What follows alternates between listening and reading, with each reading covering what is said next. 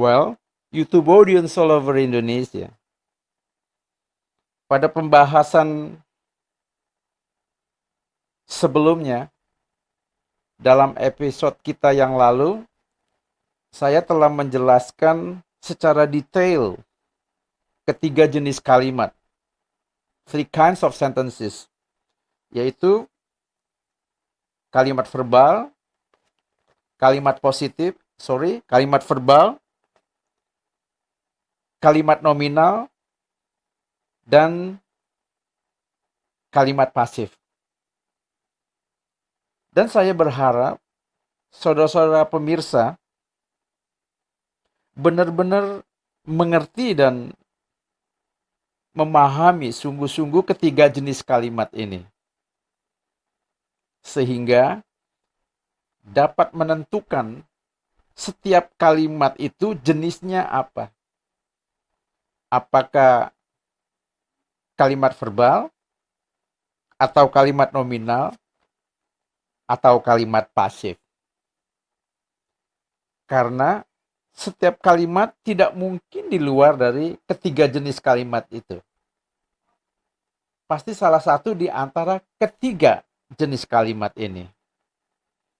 Nah, jikalau saudara-saudara pemirsa di rumah sudah dapat dengan mudah menentukan atau mengidentify apakah sebuah kalimat itu jenisnya kalimat verbal, atau kalimat nominal, atau kalimat pasif, itu artinya saudara-saudara telah mengetahui satu kriteria atau syarat dari tiga syarat yang ada.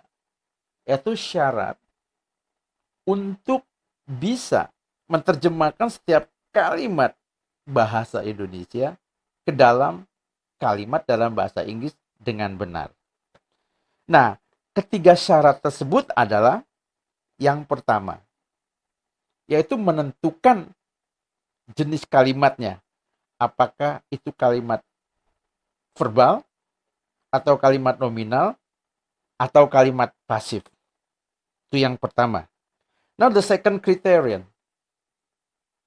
yaitu menentukan tense-nya atau tenses atau bentuk waktunya. Apakah kalimat tersebut bentuk sedang, atau bentuk sudah, atau bentuk kebiasaan, atau bentuk akan, atau bentuk lampau, atau bentuk modal. Itu kalimat yang menggunakan kata kerja bantu. Itu yang kedua. Now the third criterion. Syarat yang ketiga, yaitu menentukan bentuk kalimatnya. Apakah bentuk kalimat tersebut adalah kalimat positif, atau kalimat negatif, atau kalimat pertanyaan. Nanti kalimat pertanyaan itu ada dua.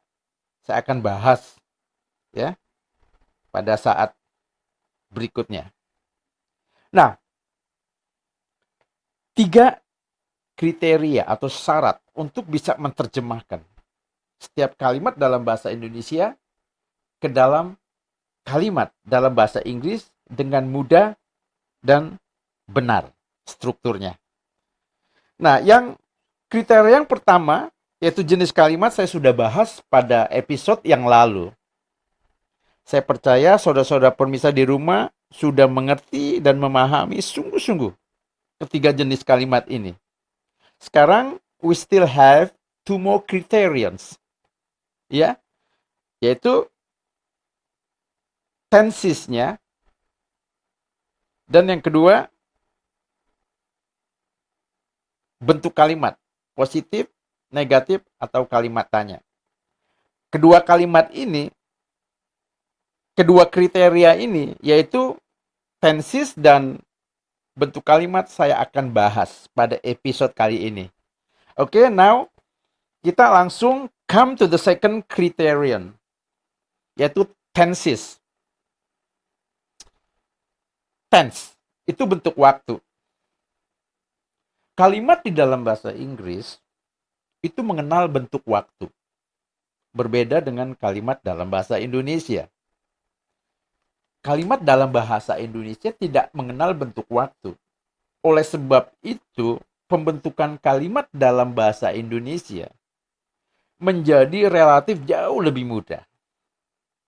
Akan tetapi, pembentukan kalimat dalam bahasa Inggris pun akan bisa menjadi sangat mudah jikalau kita mau mempelajari aturan-aturannya serta secara ketat mengikuti dan menuruti aturan-aturannya tersebut. Dan aturan-aturannya tersebut sangat tidak sulit. Saya akan membuktikan pada bahasan berikut ini, ya. Nah, sekarang kita masuk ke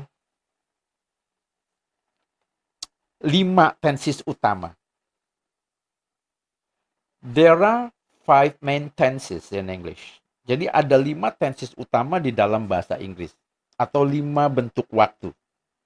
Sering disebut 5 single tenses atau 5 tenses tunggal. Okay? Well, actually, there are 16 tenses all in all in English. Sebenarnya ada 16 tenses semuanya di dalam bahasa Inggris. Tetapi jikalau saudara-saudara pemirsa telah menguasai kelima tenses utama ini, maka ke-11 tenses yang lain itu akan menjadi mudah untuk dipahami atau dimengerti. Karena ke-11 tenses tersebut merupakan gabungan atau campuran daripada tenses-tenses yang ada di kelima tenses utama tersebut. Ya. Nah, setelah nanti saya membahas secara tuntas mengenai kelima tenses utama ini, saya akan mengajarkan kepada saudara-saudara pemirsa bagaimana menyebutkan ke-16 tenses yang ada di dalam bahasa Inggris itu dengan cara yang sangat mudah tanpa menghafalkan satu persatu. Karena seperti saya katakan tadi, bahwa ke-11 tenses tersebut merupakan gabungan atau campuran daripada tenses tunggal yang ada di dalam 5 tenses yang utama tadi. Ya, jadi dari 5 digabung 2 tenses, kemudian digabung 3 tenses, akhirnya dari 5 menjadi 16 tenses seluruhnya. Ya. Oke. Just for information. Most of English learners, kebanyakan English learners, maksudnya mereka yang belajar bahasa Inggris, itu tidak menguasai tenses secara mendalam. Padahal tenses merupakan unsur yang sangat penting dalam mempelajari bahasa Inggris. Karena tenses itu merupakan the basic structure, tata bahasa atau grammar dasar dalam bahasa Inggris. Saya mau mengatakan itu tidak terlalu sulit untuk mempelajarinya. Bahkan cukup mudah. Saya akan membuktikan kepada saudara-saudara pemirsa ya. Nah, oleh sebab itu, saudara-saudara pemirsa harus benar-benar mengerti, memahami, menguasai tenses ini. Agar supaya saudara akan mudah melanjutkan pada tingkat berikutnya ke level yang lebih tinggi. Oke? Nah, sekarang kita langsung apa sih kelima tenses utama tersebut di dalam bahasa Inggris? Kelima tenses utama tersebut adalah yang pertama, present perfect tense. Saya membahasakannya bentuk sudah atau belum. Yang pertama. Yang kedua, present continuous tense. Bentuk sedang. Kemudian yang ketiga, present future tense. Bentuk akan. Berikutnya, present tense. Bentuk kebiasaan.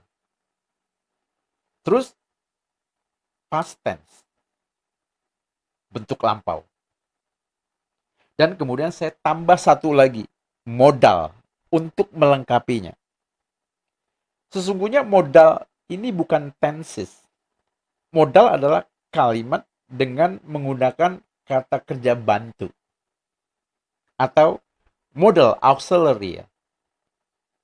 Itu terdiri dari can dapat, may boleh, dan must harus. Saya menyebutnya bentuk modal.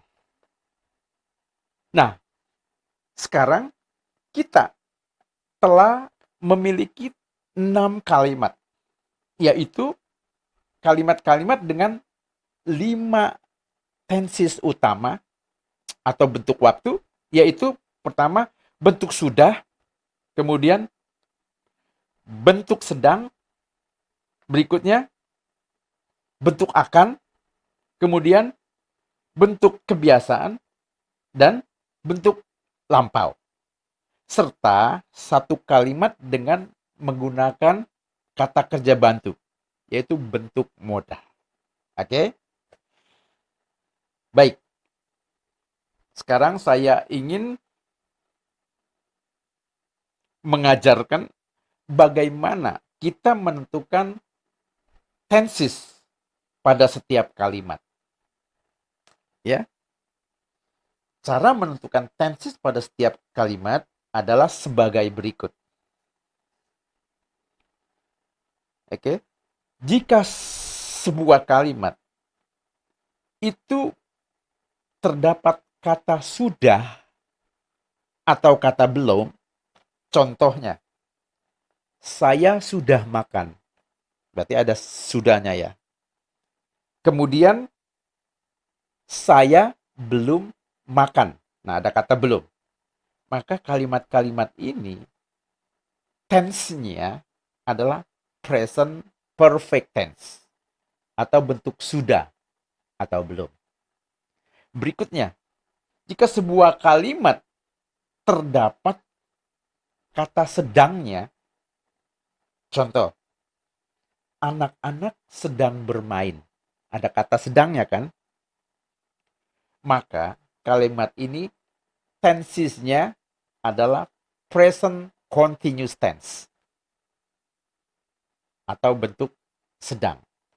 Berikutnya, jika sebuah kalimat ada kata akannya.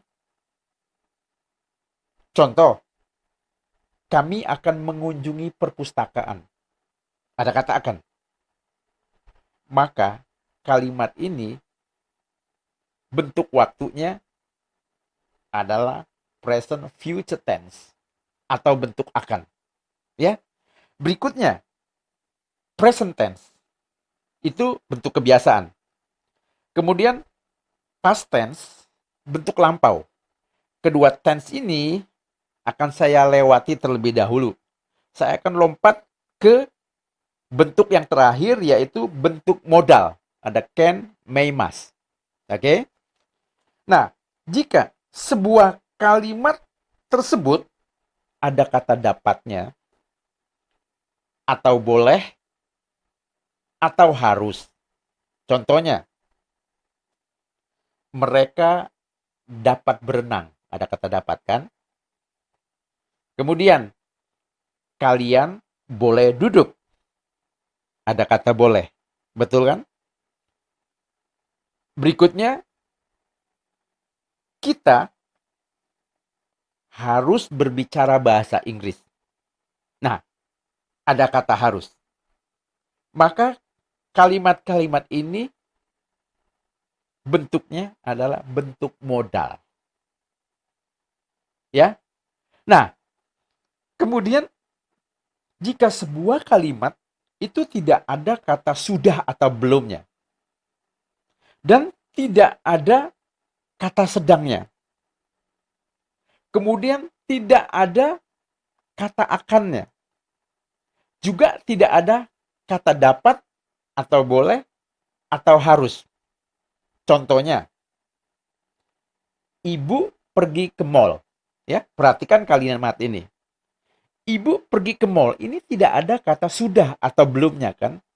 Berarti kalimat ini tense-nya bukan present perfect tense atau bentuk sudah atau belum. Kalimat ini juga tidak ada kata sedangnya, maka bukan present continuous tense atau bentuk sedang. Dan kalimat ini juga tidak ada kata akannya, jadi bukan present future tense atau bentuk akan. Kemudian kalimat ini juga tidak ada kata dapat, boleh, atau harus, maka kalimat ini bukan bentuk modal. Nah, jadi kalimat ini adalah di antara dua. Bisa present tense, bentuk kebiasaan, tensesnya, bisa past tense, bentuk lampau. Nah, bagaimana cara kita membedakannya? Ibu pergi ke mall. Kalau kita memaksudkan ibu pergi ke mall ini kejadiannya sudah lewat. Misalnya tadi, kemarin, minggu lalu, bulan lalu, ya. Walaupun kita nggak sebutkan keterangan waktunya, hanya kita mengatakan ibu pergi ke mall, tapi maksudnya sudah lewat. Maka ini adalah kalimat bentuk lampau, tensesnya, past tense. Ya. Dan apabila kata keterangan waktunya secara jelas disebutkan, itu lebih jelas lagi kesimpulannya, kalimat itu adalah kalimat past tense. Contohnya, ibu pergi ke mall tadi malam. Nah, jelas ada kata keterangan waktunya lampau. Pasti ini bentuk lampau. Tetapi, jika pada kalimat ibu pergi ke mall, ini kita tidak memaksudkannya terjadinya di waktu yang lampau atau sudah lewat. Maka kalimat ini tensesnya pasti bentuk kebiasaan atau present tense. Apalagi kalau secara eksplisit disebutkan, ditambahkan keterangan waktunya. Biasanya kalimat bentuk kebiasaan atau present tense selalu menggunakan kata keterangan waktu setiap hari, setiap minggu, setiap bulan, dan lain-lain. Ya, maka kalau kalimatnya ibu pergi ke mall setiap minggu, ini jelas sekali. Pasti bentuk present tense atau bentuk kebiasaan. Ya. Nah, demikian bahasan mengenai 5 tenses utama plus modal atau kata kerja bantu. Ya. Saya berharap saudara-saudara pemirsa memahami ini. Karena saya akan masuk kepada the third criterion, itu mengenai bentuk kalimat. Oke, kita masuk. Bentuk kalimat dalam bahasa Inggris terdiri dari 4. Yang pertama adalah positive sentence atau kalimat positif. Saya beli tanda atau lambang tambah. Itu tanda, lambang untuk kalimat positif. Yang kedua, negative sentence. Kalimat negatif, lambangnya adalah kurang, ya, negatif. Kemudian yang ketiga, interrogative question. Kalimat pertanyaan yang jawabannya iya atau tidak. The question whose answer is yes or no. Saya kasih lambang tanda tanya. Yang terakhir adalah information question.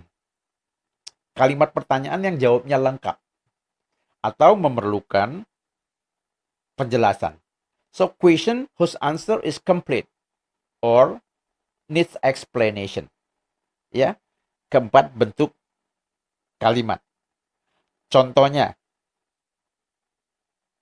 mereka minum susu. Itu adalah contoh kalimat positif. Yang kedua, mereka tidak minum teh. Contoh kalimat negatif. Kemudian, contoh kalimat pertanyaan yang interrogatif.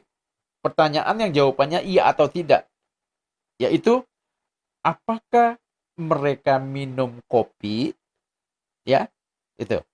Kemudian yang terakhir pertanyaan yang jawabannya lengkap. Information question. Contohnya, apakah yang mereka minum atau mereka minum apa? Begitu ya. Dalam bahasa Indonesia, susunan kata dalam kalimat tidak masalah. Tapi dalam bahasa Inggris, itu sudah baku. Kata tanya harus di depan. Ini akan kita pelajari pada bahasan berikutnya. Ya.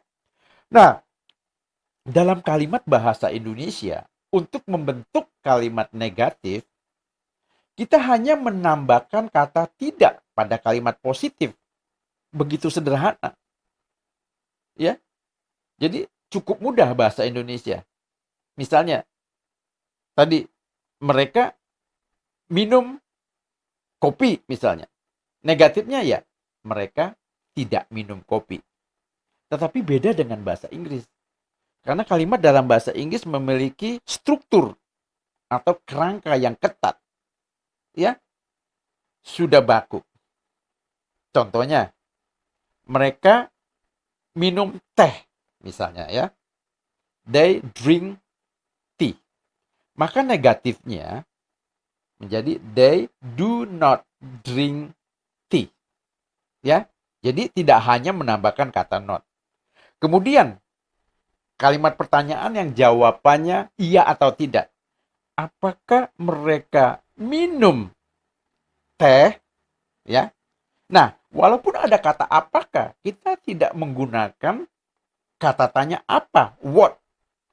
Karena ini adalah kalimat pertanyaan yang jawabannya iya atau tidak, atau interrogative question. Formulanya kita hanya membalikan posisi subjek dengan kata bantu. Menjadi, do they drink tea? Begitu.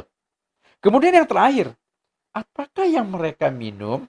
Atau mereka minum apa? Nah, ini information question. Jawabannya lengkap, memerlukan penjelasan. Maka kita harus menggunakan kata tanya. What? Menjadi, what do they drink? Begitu. Kata tanya bisa yang lain misalnya. Where do they drink? When do they drink? Dan lain-lain. Ya. Tentunya ini belum saya bahas. Kita akan bahas pada episode berikutnya. Oke? Nah, saya mau mengatakan begini. Setiap kalimat dalam bahasa Inggris, ya, itu memiliki sekali lagi formula, rumus yang sudah jelas, sudah pasti begitu. Ya, karena memang English sentence is formulated. Artinya kalimat dalam bahasa Inggris itu sudah terformulasi, ya. Ada rumusnya. Jadi kita hanya tinggal mencari rumus daripada tiap-tiap kalimat yang kita akan buat dari bahasa Indonesia ke dalam bahasa Inggris. Tentunya cara mencarinya tentukan dari ketiga kriteria tadi. Tentukan dulu jenis kalimatnya. Apakah kalimat itu kalimat verbal, nominal, atau pasif. Kemudian tentukan lagi tensisnya apa. Kalimat tensis plus modal. Lalu menentukan apakah positif, negatif, dan pertanyaan. Sehingga kita mendapatkan satu rumus. Dan dengan rumus tadi, kita dapat menyusun kalimat dengan benar. Saya mau mengatakan lagi bahwa begini, untuk menentukan rumus pada setiap kalimat yang kita akan buat, itu tidak susah, ya. Ntar kita belajar.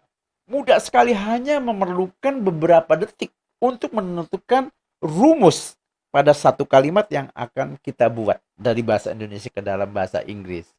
Ya. Nah, ini yang akan saya bahas pada episode berikutnya.